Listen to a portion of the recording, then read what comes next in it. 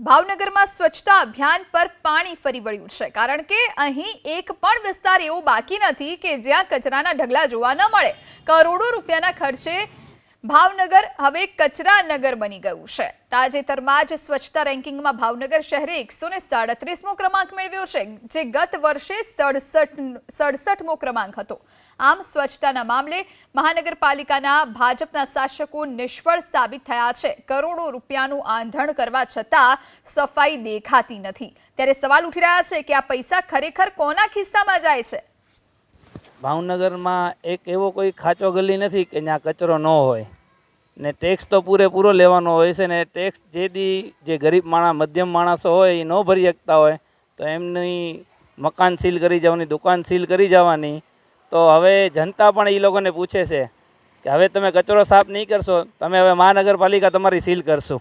સ્વચ્છતામાં ભાવનગરે મહારત હાસિલ કરી છે, કારણ કે તાજેતરમાં જે સ્ટાર રેન્કિંગની અંદર ભાવનગરે 0 નંબર મેળવ્યો છે। એક તરફ દેશના પ્રધાનમંત્રી સ્વચ્છતાનો સંદેશ દઈ રહ્યા છે, ત્યારે ભાવનગરનું તંત્ર તેના પર પાણી ફેરવી રહ્યું છે। જેના તમને સીધા દ્રશ્યો બતાવવા માંગીશ કે અહીં જે સરકારી વિભાગની કચેરીઓ આવેલી છે કે જ્યાં પ્રમાણે કચરાના ઢગલા જોવા મળી રહ્યા છે શહેરની અંદર।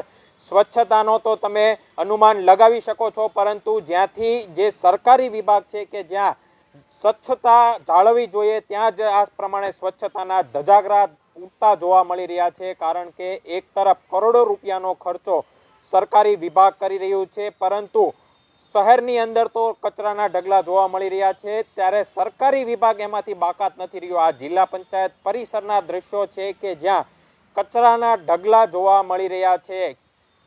એનાથી અનુમાન લગાવી શકાય છે કે ભાવનગર શહેરમાં શું સ્વચ્છતા કરવામાં આવતી હશે કે નહીં। સ્વચ્છતા રેન્કિંગમાં ભાવનગરનો જે ક્રમાંક છે તે દિવસે ને દિવસે ઘટી રહ્યો છે। આ વર્ષના રેન્કિંગ પોઈન્ટની વાત કરવામાં આવે તો 137મા નંબર પર ભાવનગર પહોંચ્યું છે અને સ્ટાર રેન્કિંગની અંદર 0ની મહારત હાસિલ કરી છે।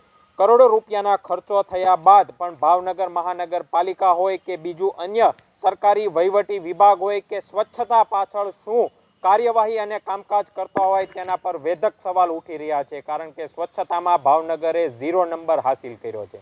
પાર્થ મજેઠિયા, ABP અસ્મિતા, ભાવનગર।